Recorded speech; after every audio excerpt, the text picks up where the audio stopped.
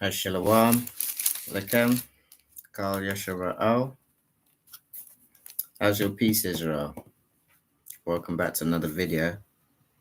And we're getting straight into it because the last video is quite short. We're going to go straight into it. And we're moving through the scriptures nicely, aren't we? We're in the book of Echad, Shama Wa'al, right? Hasafa, Echad, Okay, now let me say that. Hasafa, Ha, Echad, or no, let's just say, no, this best way to say it would be Hasafa, Hashama, Wa'al, Echad. Okay, it's the book of First Samuel. Okay, and we're in chapter Echad, which is the one, with the first verse, and the context here is the birth of Samuel, and it reads on this wise. It says, there was a certain man of Ramathaim, Zaphim, of the hill country of Ephraim, whose name was Elkanah, the son of Yeroham, son of Elihu, son of Tohu, son of Zuph, an Ephrathite. He had two wives. The name of the one was Hannah, and the name of the other Peninnah. And Peninnah had children, but Hannah had no children. Now this man used to go up year by year from his city to worship and to sacrifice to the Lord of hosts at Shiloh, where the two sons of Eli and Hophni and Phinehas were priests of the Lord. On the day when Elkanah sacrificed, he would give portions to Peninnah his wife, and to all her sons and daughters, but to Hannah he gave a double portion because he loved her. Though the Lord had closed her womb, and her rival used to provoke her grievously to irritate her, because the Lord had closed her womb. So it went on year by year. As often as she went up to the house of the Lord, she used to provoke her. Therefore Hannah went and would not eat. And Elkanah, her husband, said to her, Hannah, why do you weep? And why do you not eat? And why is your heart sad? Am I not more to you than 10 sons? After they had eaten and drunk in Shiloh, Hannah arose. Now Eli the priest was sitting on the seat beside the doorpost of the temple of the Lord. She was deeply distressed and prayed to the Lord and wept bitterly. And she vowed a vow and said, O Lord of hosts, if you will indeed look on the affliction of your servant and remember me and not forget your servant, but will go to your servant a son, then I will give him to the Lord all the days of his life, and no razor shall touch his head. And she continued praying before the Lord. Eli observed her month. Hannah was speaking in her heart. Only her lips moved, and her voice was not heard. Therefore Eli took her to be a drunken woman, and Eli said to her, How long will you go on being drunk? Put your wine away from you. But Hannah answered, No, my Lord, I am a woman troubled in spirit. I have drunk neither wine nor strong drink, but I have been pouring out my soul before the Lord.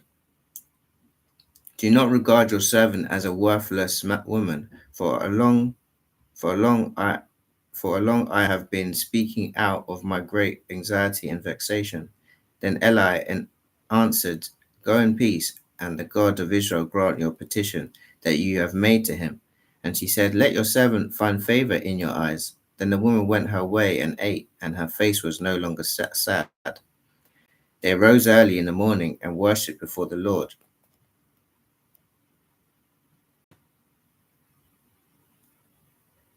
Rose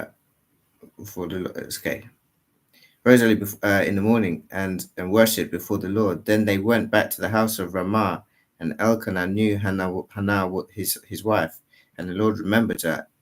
And in due time Hannah conceived and bore a son, and she called his name Samuel, for she said, I have asked for him from the Lord. Okay, now the context here is Samuel given to the Lord. So verse 21 says, the man Elkanah and all his house went up to offer to the Lord the yearly sacrifice and to pay his vow.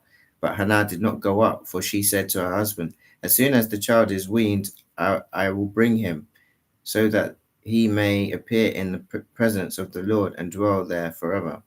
Elkanah, her husband, said to her, do what seems best to you. Wait until you have weaned him. Only may the Lord establish his word. So the woman remained and nursed her son until she weaned him. And when she had weaned him, sorry, when she had weaned him, she took him up with her, along with a 3-year-old bull, an ephah of flour, and a skin of wine. She brought him to the house of the Lord at Shiloh, and the child was young. Then they slaughtered the bull, and they brought the child to Eli. And she said, "Oh my lord, as you live, my lord, I am the woman who was standing here in your presence, praying to the Lord. For this child I pray, and the Lord has granted me my petition that I made to him. Therefore I have lent him to the Lord. As long as he lives, he is lent to the Lord." And he worshipped the Lord there. Chapter 2. Hannah's prayer. Verse 1 says, and Hannah prayed and said, my heart exalts in the Lord. My horn is exalted in the Lord. My mouth derides my enemies, because I rejoice in your salvation. There is none holy like the Lord, for there is none beside you. There is no rock like our God.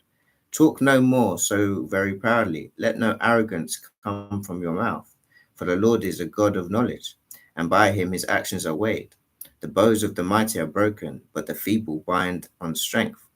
Those who were full have hired themselves out for bread, but those who are hungry have ceased to hunger. The barren has borne 7, but she who has many children is forlorn.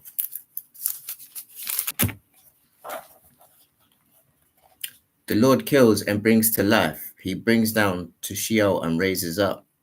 The Lord makes poor and makes rich. He brings low and he exalts. He raises up the poor from the dust. He lifts the needy from the ash heap to make them sit with princes and inherit a seat of honor. For the pillars of the earth are the Lord's, and on them he has set the world. He will guard the feet of his faithful ones, but the wicked shall be cut off in darkness. For for not by my might For not by might shall a man prevail. The adversaries of the Lord shall be broken to pieces. Against them he will thunder in heaven. The Lord will judge the ends of the earth. He will give strength to his king and exalt the horn of his anointed. Then Elkanah went home to Ramah, and the boy was ministering to the Lord in the presence of Eli the priest. Verse 12, Eli's worthless sons. Ooh, excuse me. Ooh. Verse 12, it says, now the sons of Eli were worthless men. They did not know the Lord. The custom of the priest with the people was that when any man offered sacrifice, the priest's servant would come while the meat was boiling with a 3-pronged fork in his hand, and he would thrust it into the pan or kettle or cauldron or pot. All that the fork brought up, the priest would take for himself. This is what they did at Shiloh to all the Israelites who came there. Moreover, before the fat was burned, the priest's servant would come and say to the man who was sacrificing, give meat for the priest to roast, for he will not accept boiled meat from you, but only raw. And if the man said to him, let them burn the fat first, and then take as much as you wish, he would say, no, you must give it now, and if not, I will take it by force. Thus the sin of the young men was very great in the sight of the Lord, for the men treated the offering of the Lord with contempt. Samuel was ministering before the Lord, a boy clothed with linen, with a linen ephod, and his mother used to make for him a little robe and take it to him each year when she went up with her husband to offer the yearly sacrifice. Then Eli would bless Elkanah and his wife and said, may the Lord give your children by this woman for the petition she asked of the Lord. So then they would return to her home. Indeed, the Lord visited Hannah, and she conceived and bore 3 sons and 2 daughters, and the boy Samuel grew in the presence of the Lord. The context is Eli rebukes his sons. Verse 22 says, Now Eli was very old, and he kept hearing all that his sons were doing to all Israel, how they lay with the women who were serving at the entrance to the tent of the meeting. And he said to them, Why do you do such things? For I hear of the evil dealings from all these people. No, my sons, it is not good report that I hear the people of the Lord spreading abroad. If someone sins against a man, God will mediate for him. But if someone sins against the Lord, who can intercede for him? But they would not listen to the voice of their father, for it was the will of the Lord to put him to death. Now the boy Samuel continued to grow both in stature and in favor with the Lord and also with man. Context here is the Lord rejects Eli's household. And there came a man of God to Eli and said to him, Thus says the Lord, did I indeed reveal myself to the house of your father when they were in Egypt, subject to the house of Pharaoh? Did I choose him out of all the tribes of Israel to be my priest, to go up to my altar, to burn incense, to wear an ephod before me? I gave to the house of your father all my offerings by fire from the people of Israel. Why then do you scorn my sacrifices and my offerings that I command for my dwelling, and honor your sons above my fatness, fattening yourselves on the choicest parts of every offering of my people of Israel? Therefore, the Lord, the God of Israel, declares, I promise that your house and the house of your father should go in and out before me forever. But now the Lord declares, Far be it from me. For those who honor me I'll honor, and those who despise me shall be lightly esteemed. Behold, the days are coming when I will cut off your strength and the strength of your father's houses, so that there will not be an old man in your house. Then in distress you will look for envious eye on all the prosperity that shall be bestowed on Israel, and there shall be not an old man in your house forever. Wow, this is a prophecy, Eli's household. The only one of you whom I shall not cut off from my altar shall be spared to weep his eyes out to grieve his heart, and all the descendants of your house shall die by the sword of men. And this shall come upon your two sons, Hophni and Phinehas, shall be the sign to you. Both of them shall die on the same day, and I will raise up for myself a faithless priest, who shall do according to what is in my heart and in my mind. And I will bind him a sure house, and he shall go in and out before my anointed forever. And it reads, verse 36 says, And everyone who is left in your house shall come to implore him for a piece of silver or a loaf of bread, and shall say, Please put me in one of the priest's places, that I may eat a morsel of bread. Okay, the context is the Lord calls Samuel, verse chapter 3, Shesh. Oh no, Shaliashi. It's Achad,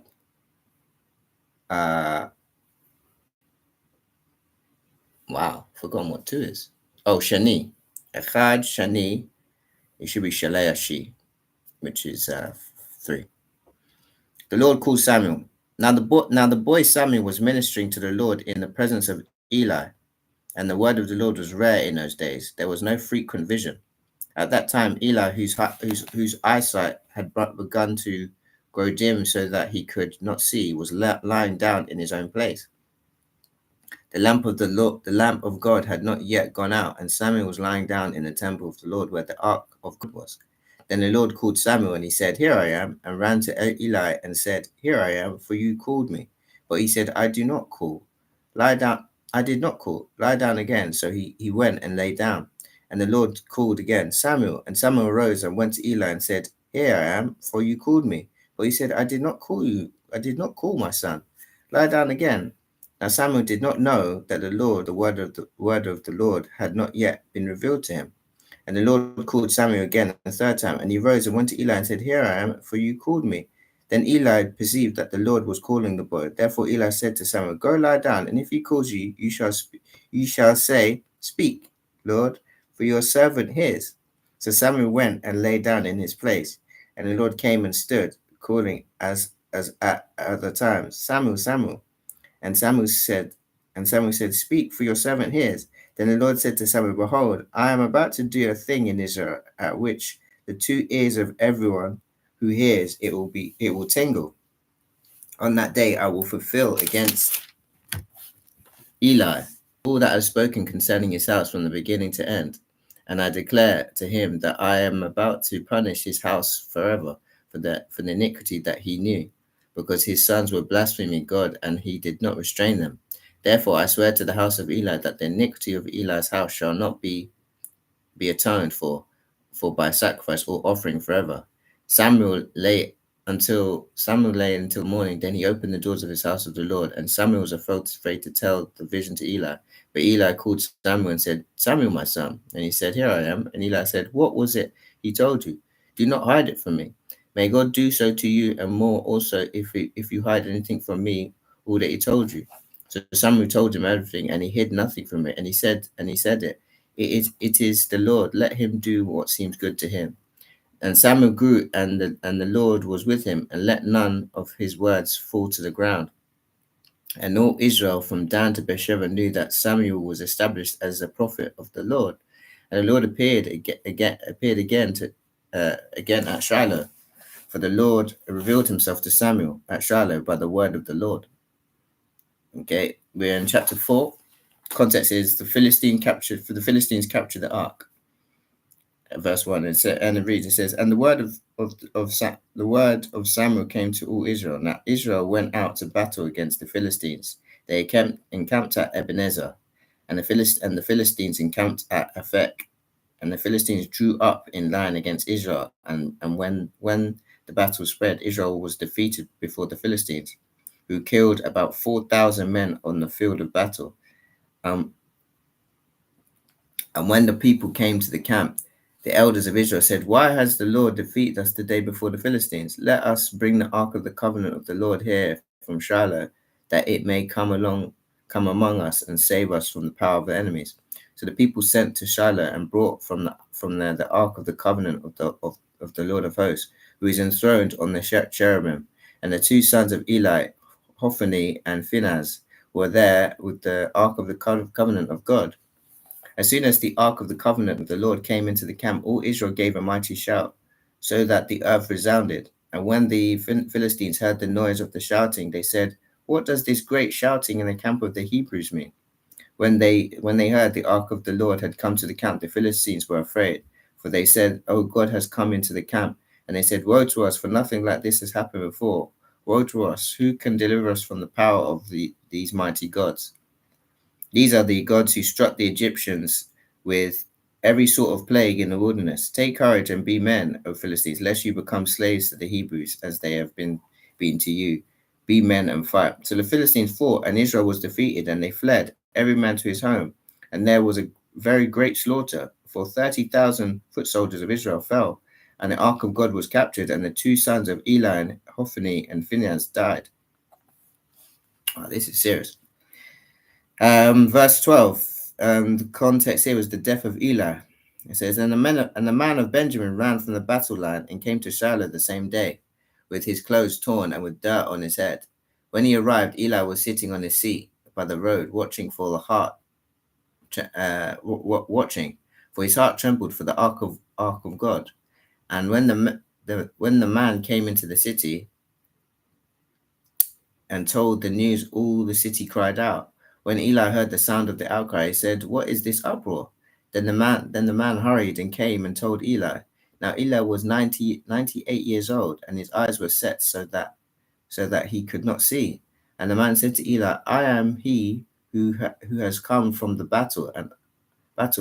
I fled from the battle today. And he said, How did it go, my son? He who brought the news answered and said, Israel has fled before the Philistines, and there has also been a great defeat among the people.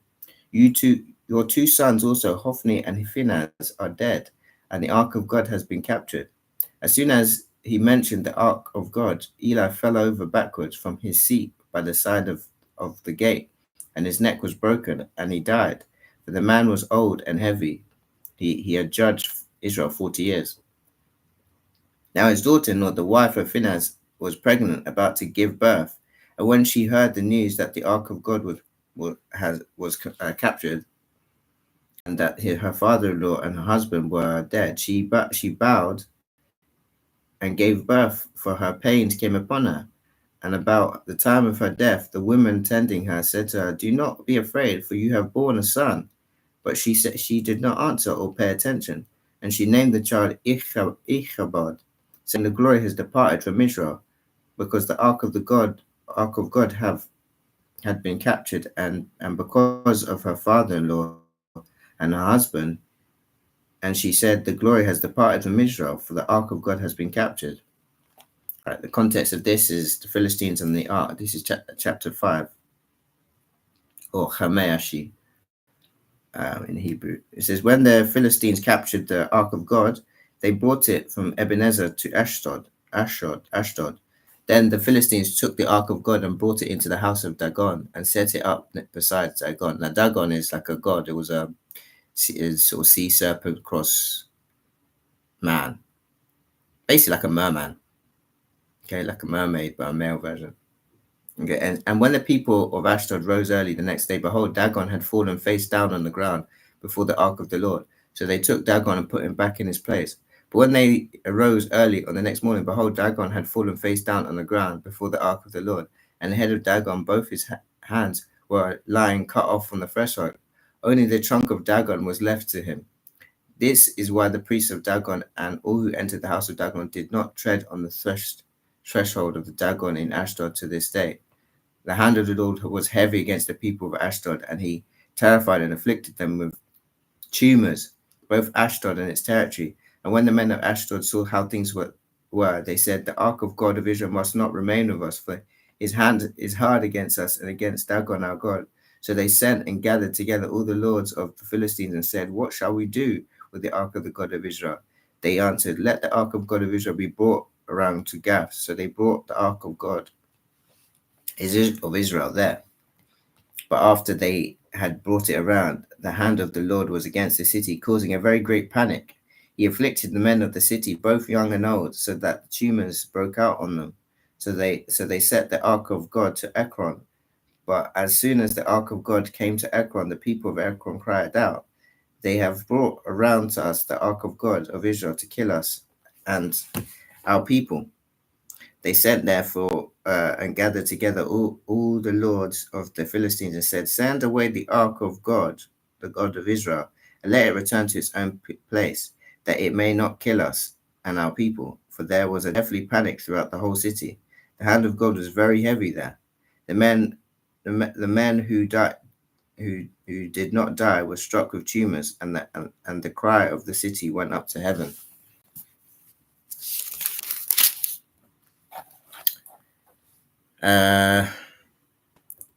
I think this will be the last chapter for this segment. The context is the ark returned to Israel. Chapter 6. It says, "The ark of the Lord was in the country of the Philistines 7 months, and the Philistines called the priests and the diviners and said, 'What shall we do with the ark of the Lord? Tell us with what we shall send it to its place.' They said, 'If you send away the ark of God of Israel, do not send it empty, but by all means return him a guilt offering. Then you'll be healed, and it will be known to you why his hand does not turn away from you.' And they said, 'What is this guilt offering that we shall return to him?' They answered, 5 golden tumors and 5 golden mice, according to the number of the lords of the Philistines. For the same plagues was on all of you and on your lords. So you must make images of the tumors and images of your mice that ravage the land, and give glory to the God of Israel. Perhaps he will lighten his hand from off you, and your God and your land. Why should you harden your hearts as the Egyptians and Pharaoh hardened their hearts after he had dealt severely with them? Did they not send the people away and they depart?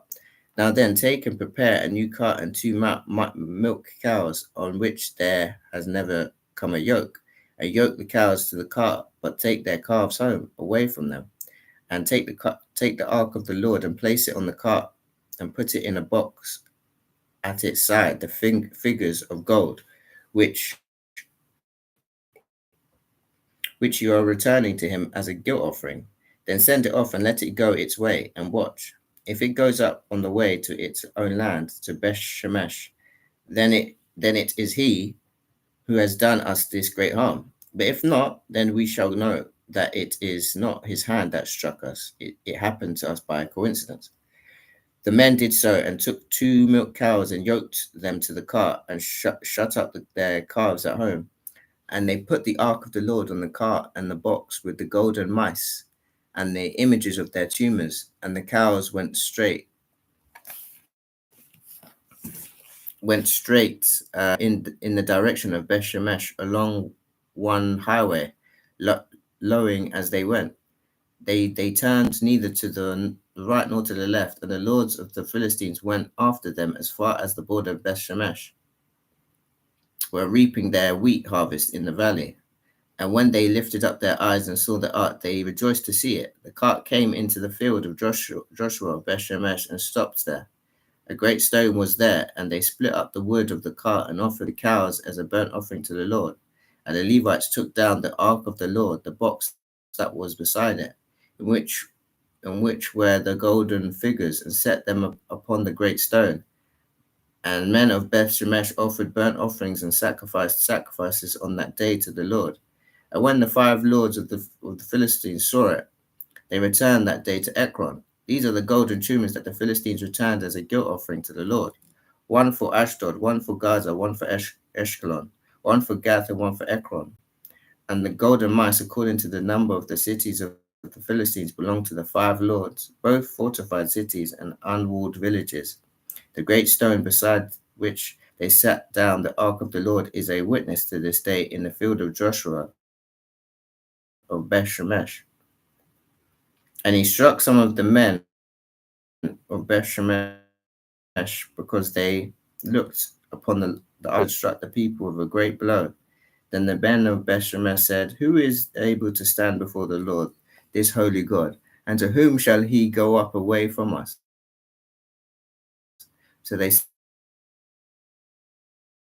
sent messengers to the inhabitants of return the ark of the Lord. Come down and take it up to you.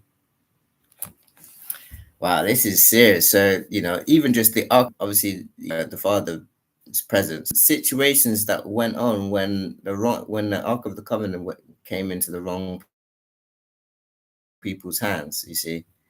And it shows the power that the Father has, even through just material objects.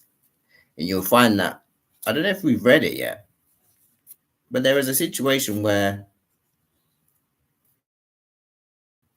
we were trying to move the ark, I believe, and someone that wasn't worthy enough to touch the ark touches it, and they were struck down. I don't know if it was with lightning or something like that, paralleling to that sort of similar thing, that those who are not worthy to have the Ark of the Covenant in their presence, calamity came upon their heads. So I only hope to read and listen to this word. It will be blessed by what we've read. We've just ended up on Shesh, chapter 6. We'll be coming back on this one. I'm just slightly hungry, so I wanted to go and get something. So may Yahweh bless you. May Yahweh keep you. May Yahweh shine his face upon you. May Yahweh be gracious to you. May Yahweh lift up his countenance upon you. And may Yahweh grant you everlasting peace in Yahshua. I'm sure I pray.